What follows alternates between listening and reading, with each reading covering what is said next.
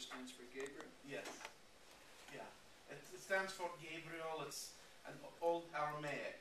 And my family roots are Sicilian, and the original name was Guillaume, but in Arabic they transliterated as Ghanem. So it became Jabra Ghanem.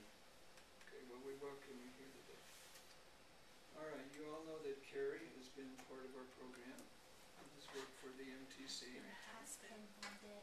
She has done her dissertation in the context of some work at the MTC. Dr. Fisher over here was her chair. Appreciate his help in that regard. And she used item response theory as part of it. And regression and correlation. Yep. And so we're going to have her present her results today, and then you can ask her any questions you want. And if you don't already know, Carrie is going to begin working for the Research and Evaluation Division of the church in a couple of weeks. Yes. Carrie? I apologize to those of you who were at my defense. Who was at my defense? I know Jason was, and Beth, and I was there in spirit. Let's see if this works. Oh gosh, what happened? Great. Okay. My dissertation had to do with the development and validation of an oral proficiency measure for the Missionary Training Center. And right now the Missionary Training Center is using an assessment called the Language Speaking Assessment, or we call it the LSA, because everything at the MTC has to have an acronym, because it is an acronym. So we call it the LSA, or even shorter, we call it the LISA.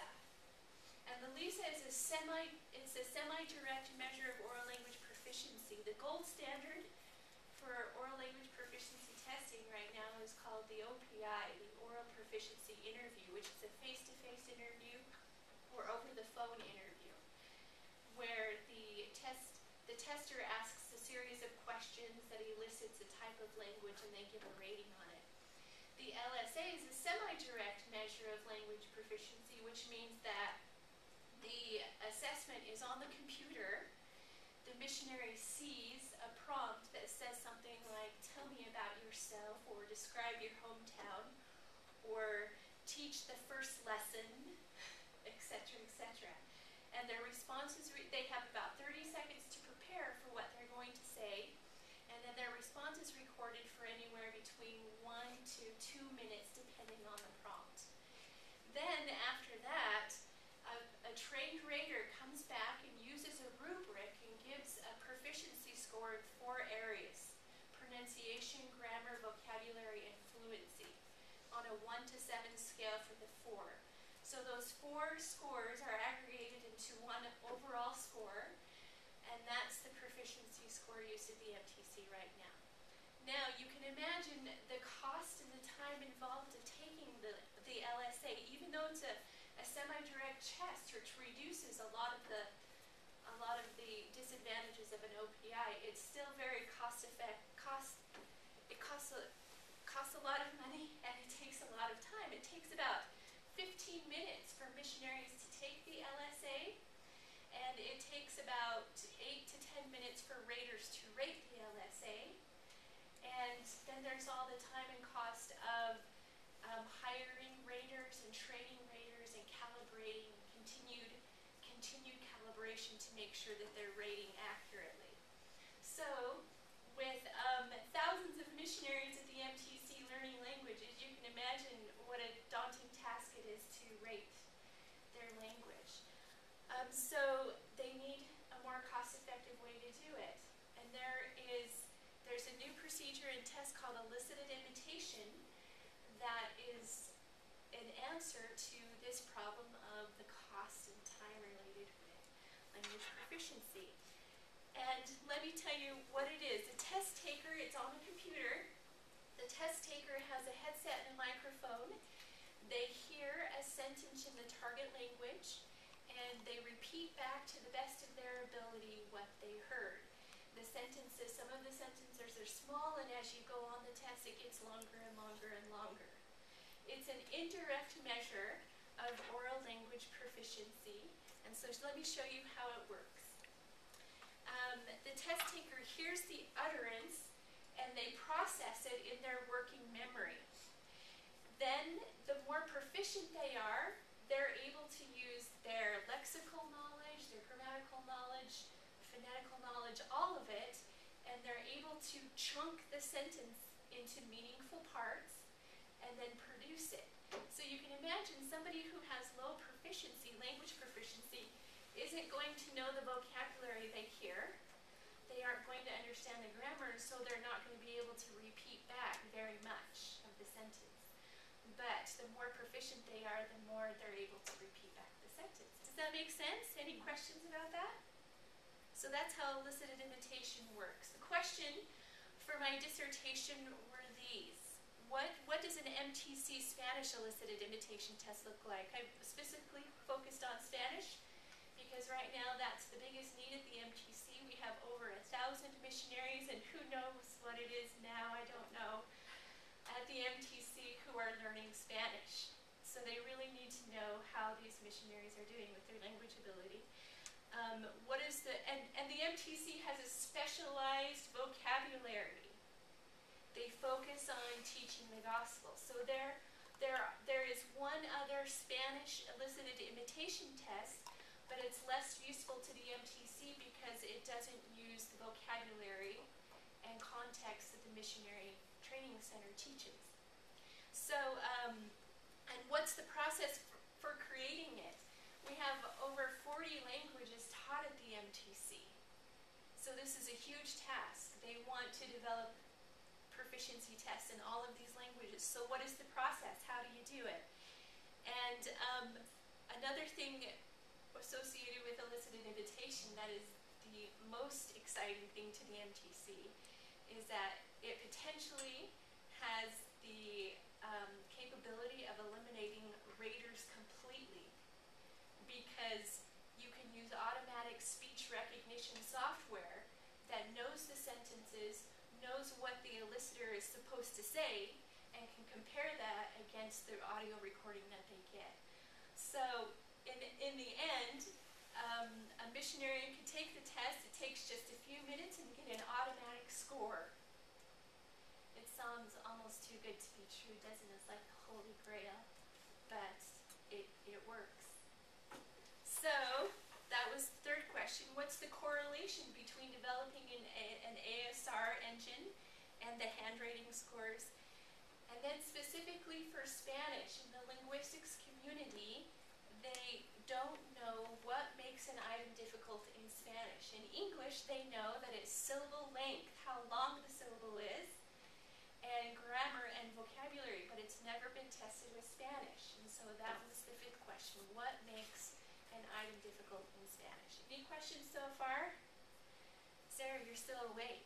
You told me to hear you go to sleep. I have a quick question. Yes. It's actually, I was just wondering what's the purpose of testing the missionaries? Is it at the beginning or is it at the end? Is it to find out? Yes, I took that slide out of messages? the presentation. For the MTC, one of the major advantages right now is that when a missionary hands in their mission application, they answer questions about their experience or knowledge in a second language.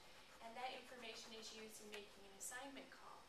But if they indicate some level of language proficiency, specifically Spanish, then their applications are flagged.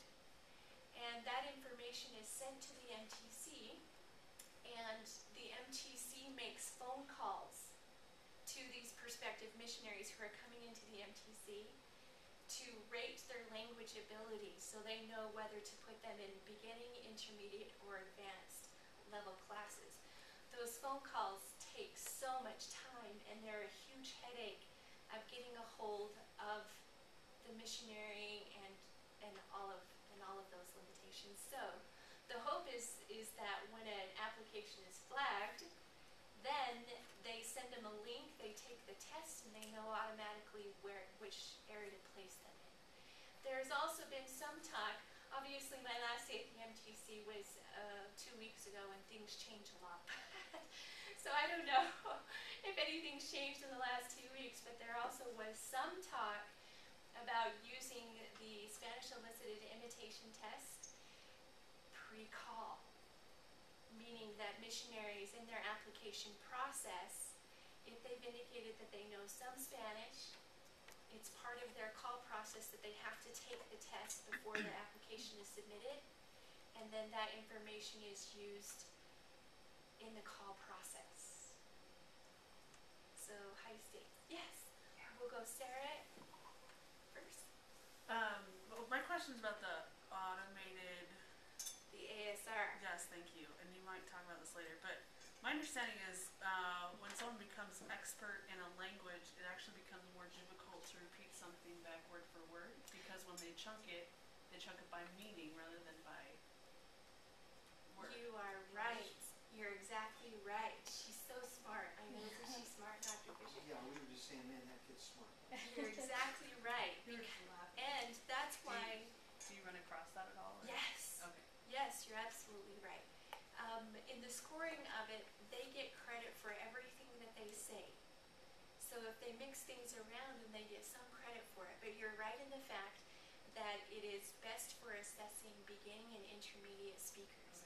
And for the MTC purposes, they know if a speaker is beyond a certain proficiency, they automatically go to advanced. So they don't need to distinguish very high into the advanced speakers. Awesome question. Please. Similar note to Sarah's, how sensitive is the recording and comparing? When I think about ni hao and ni hao in Mandarin, the slight difference means a totally different. Is it that sensitive? It can be, and in the creation of the ASR, one of the features of the software is a pronunciation dictionary. And it's the issue becomes with a non-native speaker pronouncing the native pronunciation. You have to widen the parameters for the acceptability of that. You're exactly right that it's going to be different in every language. And in Spanish specifically, you have lots of dialects. So the process of calibrating the ASR is not a one-shot deal. It takes a long time to develop an accurate ASR.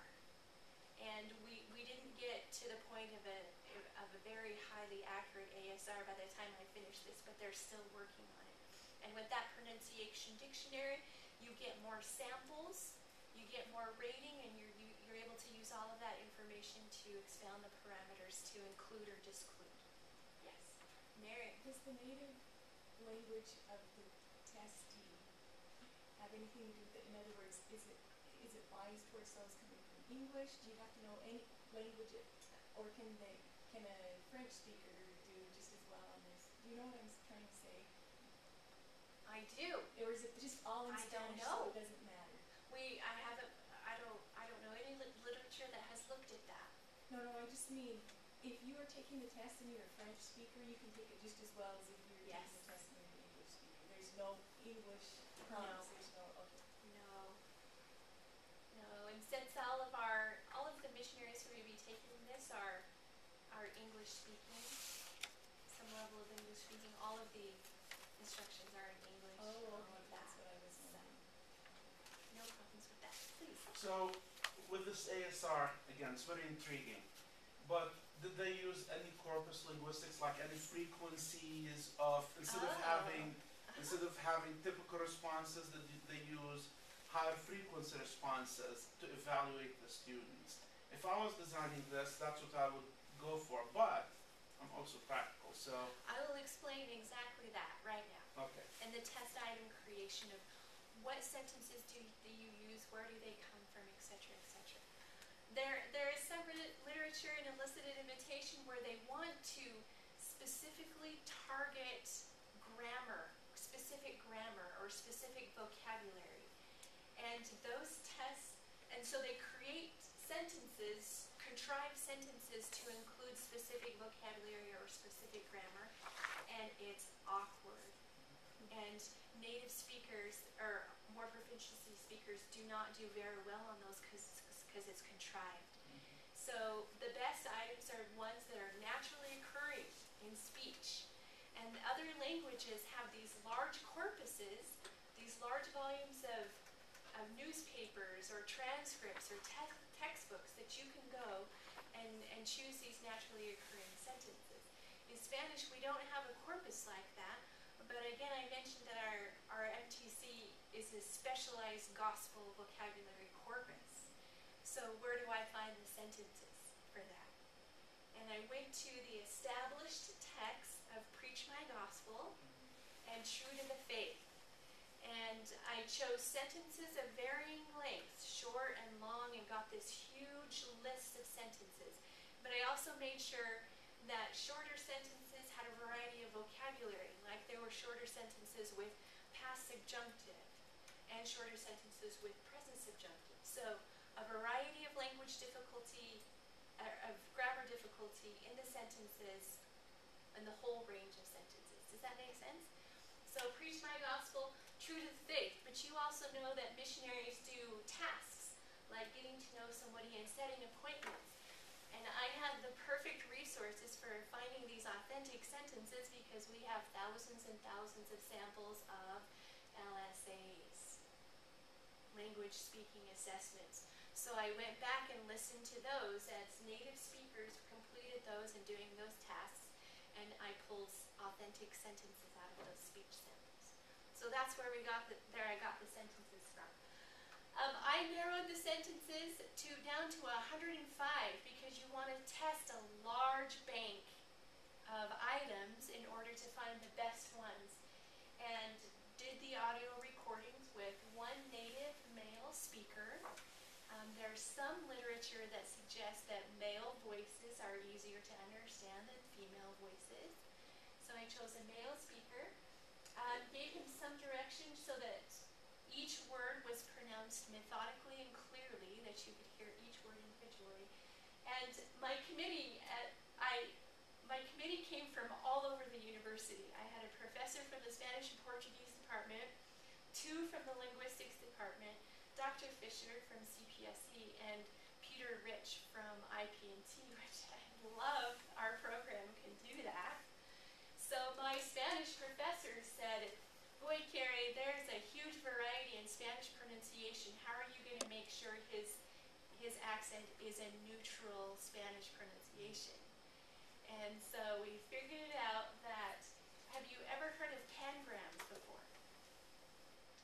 Pangrams are sentences where every single letter in the alphabet of that language is used in the sentence.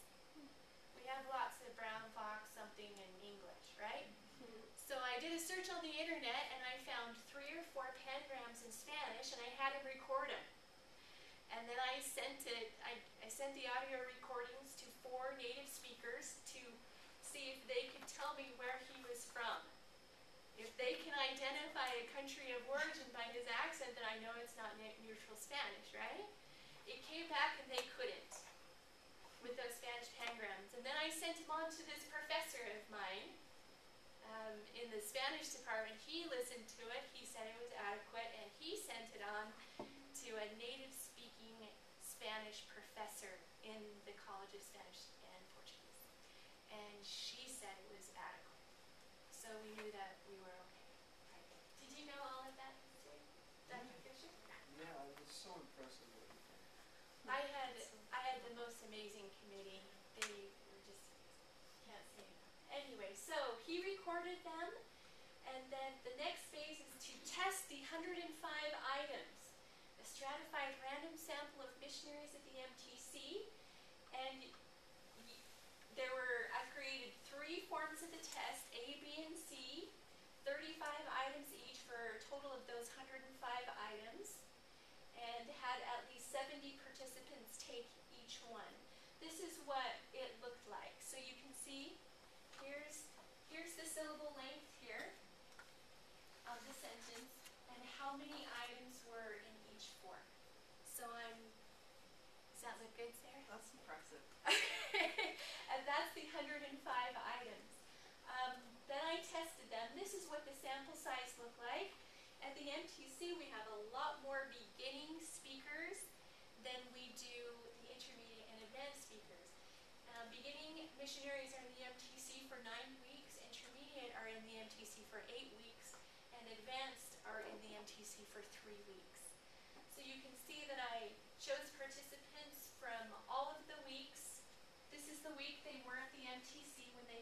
test. This is how many districts or classrooms took it, and the total right there. So that was my sample for this phase. A very good range of proficiency. Okay, so for the test administration, I want to show you what it looks like. Do I have any Spanish speakers here? Jared, do you speak Spanish? No, Elicited this. Alyssa? Kind of. I've lost it a little bit with Okay. Portuguese, but I won't put you on the spot. I made one of my committee members take it.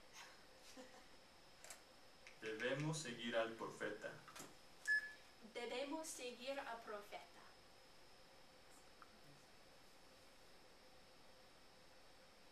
Mi hermano es menor que yo. Mi hermano es menor que yo.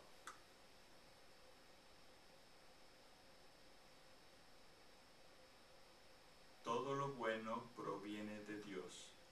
Todo lo bueno proviene de Dios. Okay, we don't have to do the whole test, but you can see how it advances automatically. The sentences get Nos longer and gustaría longer. pasar y ver cómo le va. I can't shut it down because the users don't have any control.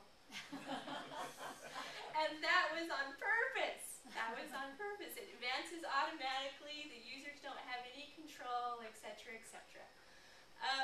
Then, after they take the test, a rater comes back, and this is the scoring mechanism for it. So I just pulled up a missionary who has taken this test.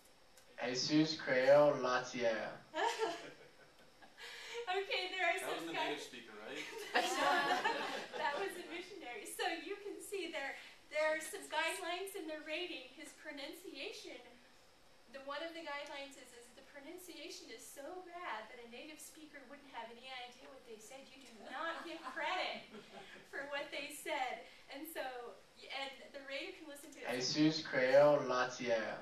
Oh gosh, this one's hard because its pronunciation is so bad, but I'll show you how I would rate it. Jesus creó la tierra. Okay, so he gets credit for every syllable. I can't give him credit for that one. He gets credit for every single syllable he got correct, and as you can see at the top, it scores it automatically. What is his score for the sentence? Can you see? 0.714. So he got 71% a proportion score of the syllables correct for that item, right? And then you go on to the next one. Mi hermano es menor que yo. Okay, you did okay with that one. So he gets the full credit. Okay, so you get a proportion score for each item, and then they get an overall score. And this is a missionary that I rated, and you can see how his proficiency got less and less and less as the test got longer and longer and longer. You can see that's the proportion score. So you take the item proportion score and you average those all together and you have a test score. Does that make sense? Okay. Please, Matthew. So on this test, are you counting each one of those sentences as an item, or are you counting each syllable as an item? Each sentence is an item. Okay. And they get a proportion score for each item and then for the overall test. Okay, so I just explained that. The next part, and this is the part where Dr. Sedgwick wanted me to spend most of our time, was on the item analysis. Okay, now I have all of these scores for these hundreds of missionaries. How do I identify the best performing items from those 105? The goal at the end of all of this was to have a test that had about 42 items. And those 42 items could be chunked into difficulty. So 7 items per difficulty level. And then it's a dynamic test so that when they take it, it randomly selects 1 or 2 items from each difficulty level. And then if they take it again, they get different items. Does that make sense? So my goal is 42 items. I need to eliminate how many? Do your math.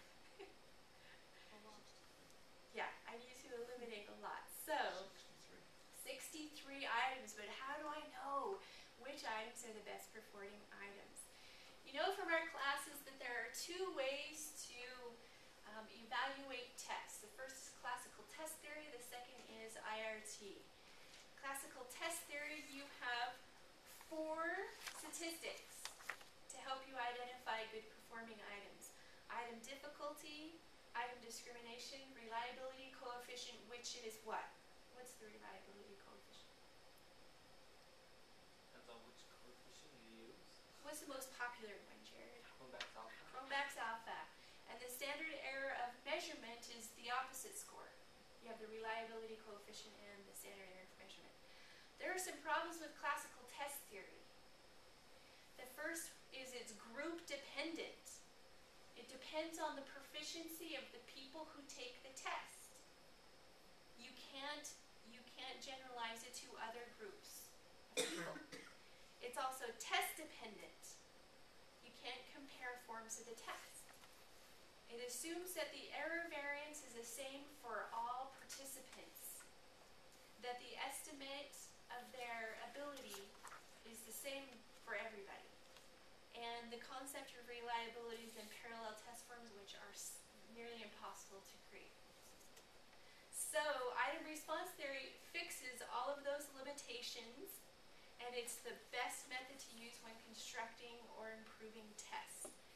And IRT is a family of statistical models. Can you tell me what all the different models you know in IRT? Rosh? 2PL, 1PL, Rating scale, partial credit model, graded response model. graded response model. And We so have a whole family. Now you know IRT, you know how my data is set up. Which model would I use? Well, probably Rosh, I would imagine. Okay, a Rush.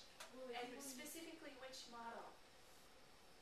Well, you'd have to use, because if they get a variance, a bunch of different scores, you probably have to separate them and make them different categories, things like the ratings. Probably partial credit model. Oh, Matthew, you're so smart. Where's my smart comment? Sarah got one. We already did it when we weren't looking. We did. You're exactly right. Your Rosh model and your 1PL, 2PL, 3PL are for dichotomously scored items. So 1 if it's correct and 0 if it's not. I don't have 1s and 0s. I have proportion scores. So Matthew is exactly correct. I have a proportion score that needs to be created into a category. And so I use a polytomous model, which is used for higher integer scores.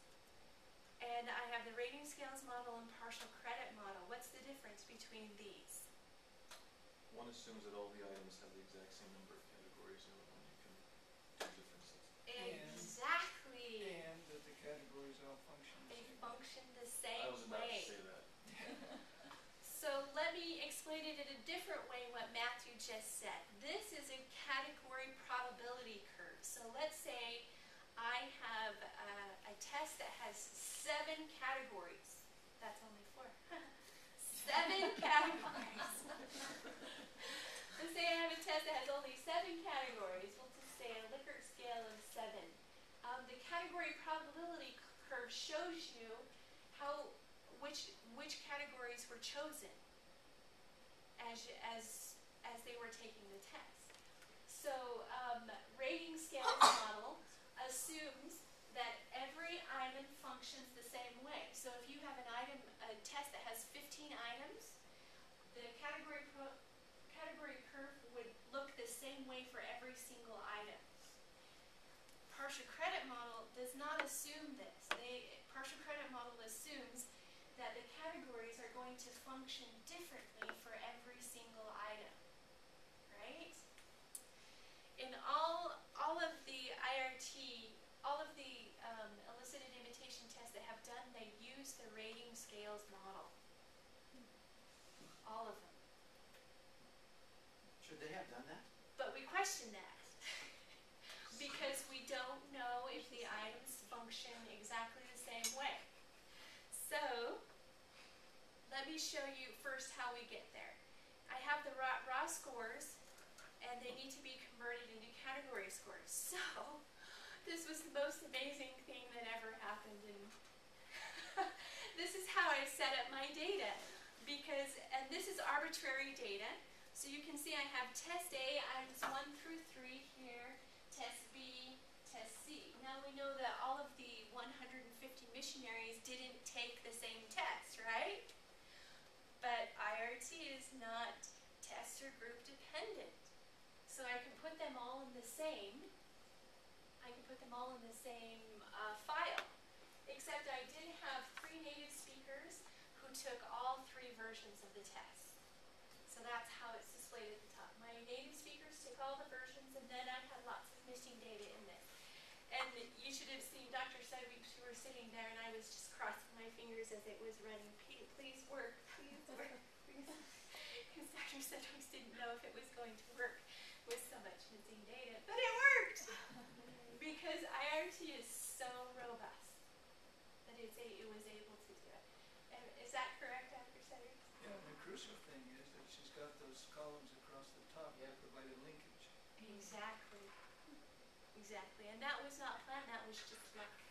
That I had 3 native speakers take all of the tests. I didn't plan that in advance. I think you had some help. Boy gosh, did I have a lot of divine help with this. So I have these proportion scores, but as Matthew mentioned, I need to convert them into categories to use the partial credit model. So this was the conversion chart, and you did this easily in Excel, that if they got a score on an item that was between 0 and 0.05, their category is 0. And then you can see all the way up 0.06 to 0.14, they got a category score of 1. Does this make sense? So I changed my proportion scores into category scores for each item and the overall score, ran it in win steps using the Roche analysis, the partial credit model, asking for the point-by-zero correlations and the estimated discrimination parameters. And I know that you all know how to do this because I've seen you doing it. I saw Holly doing it just a few weeks ago, running these analyses. So that's what I did. The IRT analysis, okay. Once you have your output for your IRT analysis, you need to look at these 5 different statistics in making decisions about which items to keep and which items to eliminate. The category probability curve, the average measure, category fit, and we'll look at these, and I'll show you my printout and show you exactly my reasoning of making these decisions, and the use of in combination. So the first one is the category probability curve, and ideally you want the categories to be shaped with hills and valleys, except for the lowest and highest categories. A flat curve means that nobody chose it, etc., etc. When I ran it with the 10 categories and looked at the category probability curves, across the board, there were many categories that were not used. They were flat. And it differed from item to item, which means that the partial credit model was picking up the differences in it. So I know automatically I have too many categories, and I need to collapse the categories because of those curves. So I collapsed them. 10 categories down to 6 categories. And they all functioned much better. The curves were much, much better. Now I made a decision here that ultimately is a limitation in my study.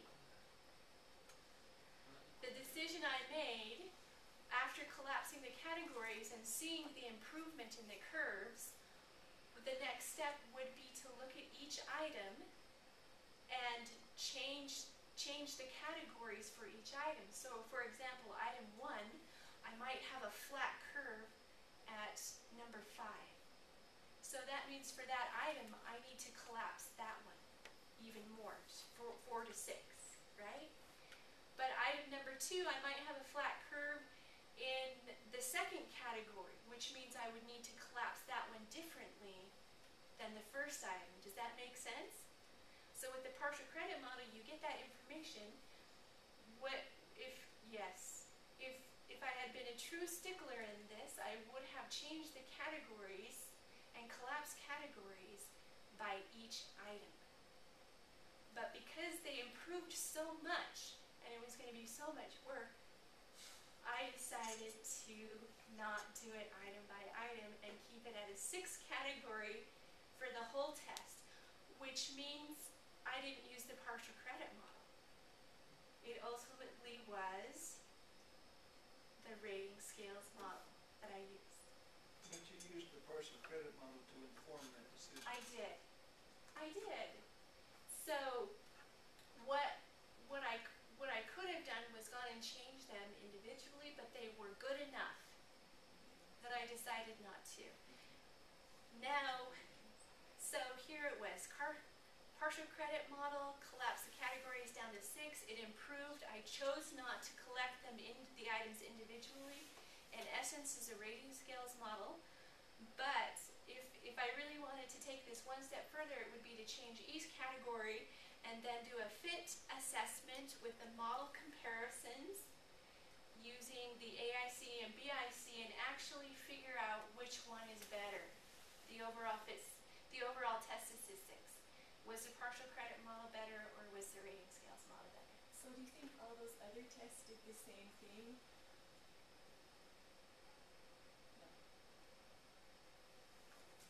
No. They just plowed ahead, they ducked their head and used the rating scale model. And didn't look at the item probability stuff. Because you would think that they would say that they did that if they did that, right? They definitely would. But their reasons, I had very little information on why they decided to use the rating scales model, but the information they did give, it wasn't good justifications for why they used the rating scales model. I suspect it was because that's what the software defaults to. Which is possible. So there you go, your next IRT dissertation, make sure you do these model comparisons, AIC and BIC. Then you won't have to write it up as a limitation in your final chapter. If people understood it at all. You know. Isn't that right, Dr. Sedgwick? So people don't understand this, and I think that's maybe why another reason that they didn't do the rating scales and partial credit, because they don't understand it. But that's just so that's what I did. So now let's get to the omission process, and I want to show you. This is my output file for my 105 items, and I want to show you the statistics that we look at. First of all, we did the item characteristic curve. That's one statistic. The next one you look at is this measure score, and that's the difficulty score. You want a wide range of difficulty. That's what you're looking for there. Then you look at the outfit right here, the noise of how accurately that item is actually doing it, is measuring it. You want this score to be between 0.50 to 1.5. That's the acceptable range for the outfit. And then the estimated discrimination, you want that to be as close to 1 as possible. So let me just show you what I did. I divided the items into 7 groups, because ultimately I want 7 groups of difficulty, right? So these are my easiest items down here. And I group them in because I know I want the best performing 6 or 7 items from this group. So you can automatically see this was one that I eliminated really quickly. That's my outfit score. What should it be? Exactly. Wow, I'm way out of bounds there. And that is way low, the discrimination. So I went through group by group, and I only kept the items that had the best outfit and discrimination scores. Does that make sense? So obviously I eliminated item from test A, item number 2 is gone. And that's how I narrowed it down to the best performing items. Do you have any questions about that? Pretty clear, easy breezy. Right? Yes, Matthew. So I imagine there might have been some of those categories where you got down that there were some that were automatically, you just chuck them, but then you had to make a decision Oh, thank you. on some of them that were really pretty simple. similar, so what was your criteria? I deciding? narrowed it. I narrowed the parameters. So for the parameters were 0.5 to 1.5. I narrowed them 0.75 to 1.25, or even further. And some of them were so close, the statistics were exactly the same.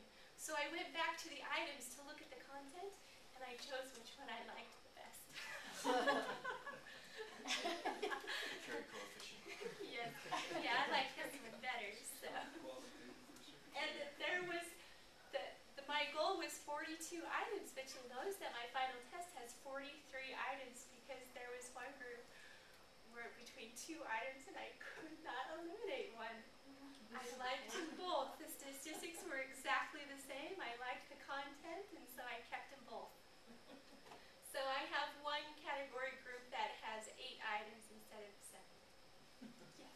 I have a question, because I noticed that, pretty easily you could see the different levels that you divided it into, but what about the 4 different skills that you talked about?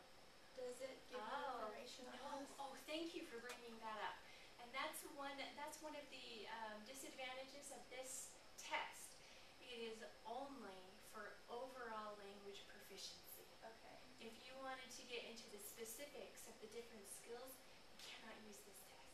Okay. But for the purposes of the MTC, that's all that they wanted, was the overall proficiency score. Thank you for asking. And so if you wanted to do one that did the different skills, you might have like 4 separate tests. Or the LSA, where you give ratings for each one. Yes. Good question. Any other questions? Okay. So I got my 43 items, and I tested them again with a sample of 95 missionaries, and then I hand rated them again. And surprise, surprise, all of the items were perfect. Right? But we did that second test just to make sure. And this is what my sample looked like for the 95. I noticed that, you remember I had a huge sample of beginning missionaries in the first phase. And after scoring the test, missionaries in the beginning classes, weeks 1 to 8, performed the same. So there was no need to oversample the beginning section. So you can see one district and all of those. Does that make sense? Please, Matthew. So I'm just curious if you looked at the test information function. Did it show that the test was better, had more information for beginning students than did that hold up with your test information function? Yes, it's slightly geared to that. Oh, good question. He's smart. That's what I was looking for. I'm just going to keep on commenting until I get my smart comment. Now I'll shut up. Elicited imitation. Oh, but don't you just love IRT? I mean, seriously. So the next part, after I had the hand rating scores, there was a programmer at the MTC. He created an ASR, and the ASR uses an acoustic model, a language model, and a pronunciation dictionary, and they were open source, but the open source ones did not work. My correlation between the first ASR and the hand scores was a negative 0.13. But he said, don't worry, it's an iterative process. We'll make it better.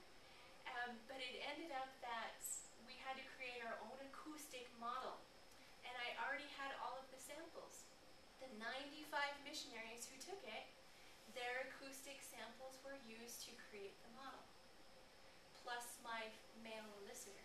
Something that was very interesting is that we got our correlation scores up to 0.63, and then realized that the sister missionaries were bombing in the ASR score.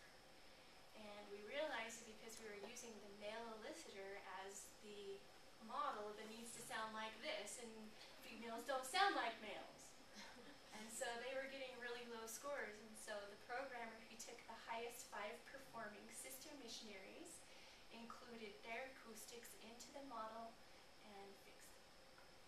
Does that make sense?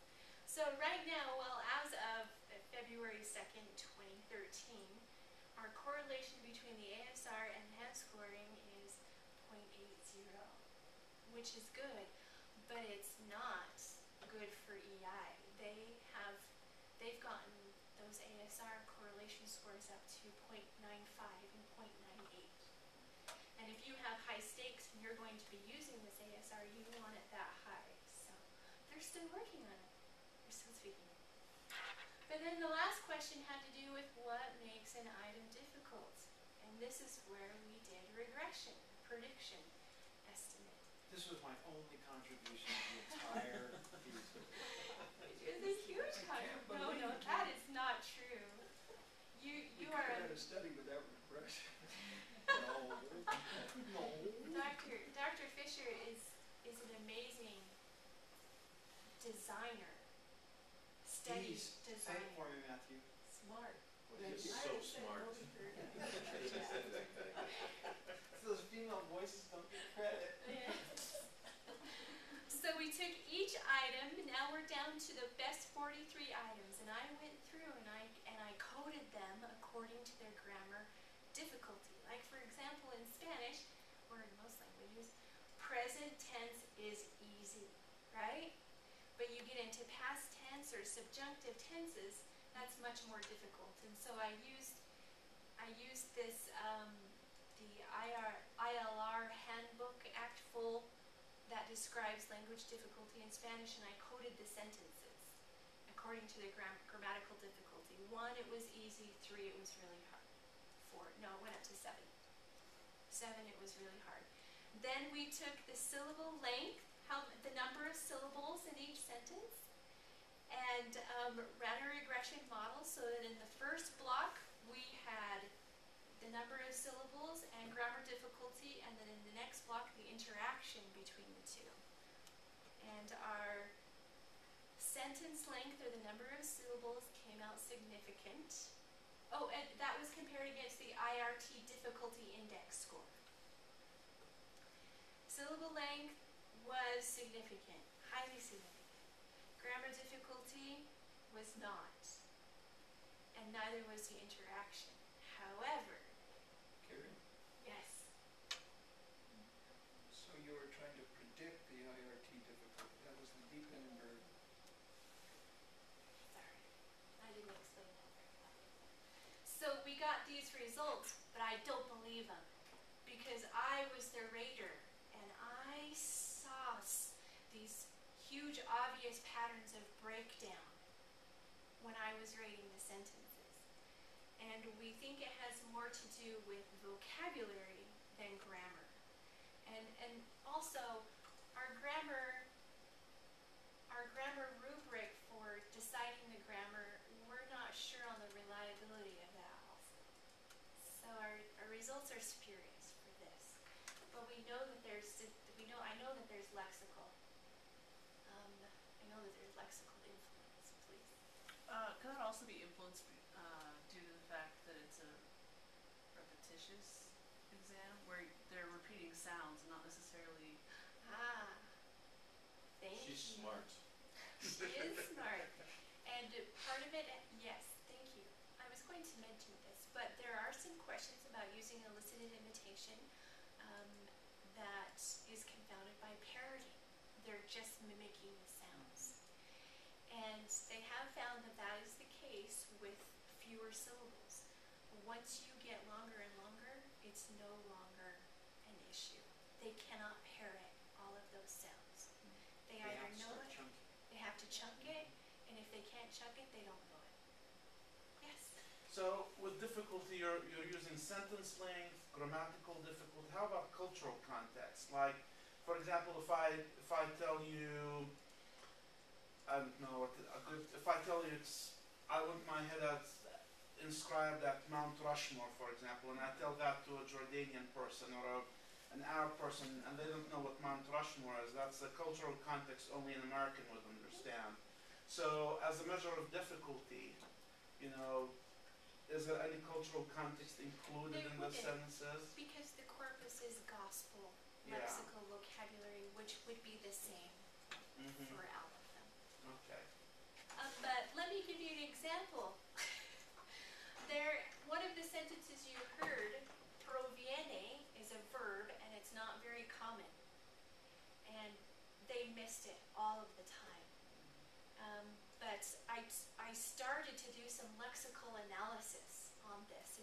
that by, they say the more common the word is, the easier it is, right?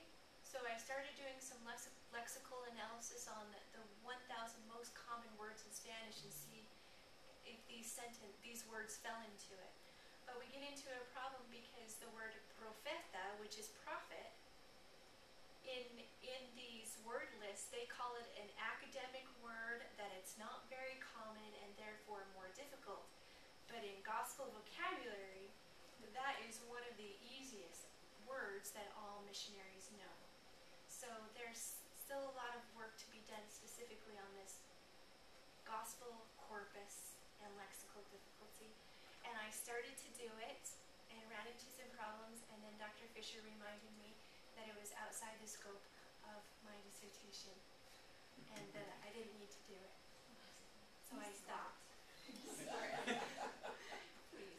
And I'm wondering also because there aren't a whole lot of grammatical differences between English and Latin-based languages, and so that might, there are a few, but comparatively there really aren't a lot, and so that might not, especially you're usually pulling from a pool of very literate individuals in their primary language. And if you think about it, also this is what I thought too, was that if a missionary misses grammar, they are missing 1 or 2 syllables from the end of the word if they don't get it right in Spanish.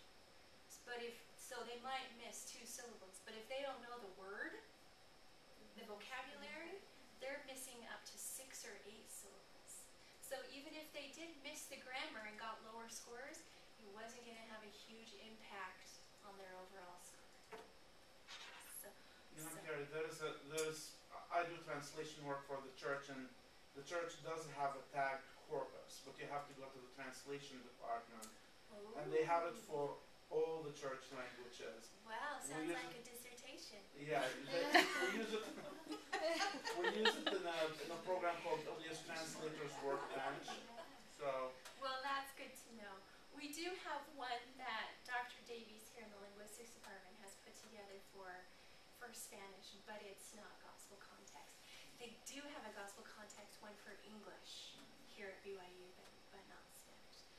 So the implications of this is that this Spanish EI is going to be used for pre-MTC classroom level placement, pre and post assessment measures for gain scores. And I did see some of this. I had a few missionaries who were in phase 1 and phase 2 with 3 or 4 weeks in between, and their scores went up in those 3 or 4 weeks. So we did get gain scores. Excerpt measures for institutional data, in-field assessment for longitudinal studies. But mostly this project, besides that, this project is now a blueprint for the MTC in creating EIs in other languages. Because the dissertation describes that you need to do IRT, this is the model that you use, these are the statistics that you look at, this is how you omit sentences, etc., etc. But there's still questions about how lexical difficulty influences item difficulty. But that doesn't affect the MTC's use of this. Do you have any other questions? Is there anything else? When are you doing Mandarin? When are you going to do Mandarin? It's slated. I think the next one is Portuguese. That's our next largest group of missionaries. Portuguese, French, German, but Mandarin is definitely up there. How about Russian? Russian, actually. Those 4. Mom? No, that's going to be a while. British English? Well, that's going to be a challenge. That pronunciation dictionary. Do you have any questions? Any other questions? Oh, I do. Did you do your regression analysis in R? No, in SPSS, because Dr. Fisher doesn't know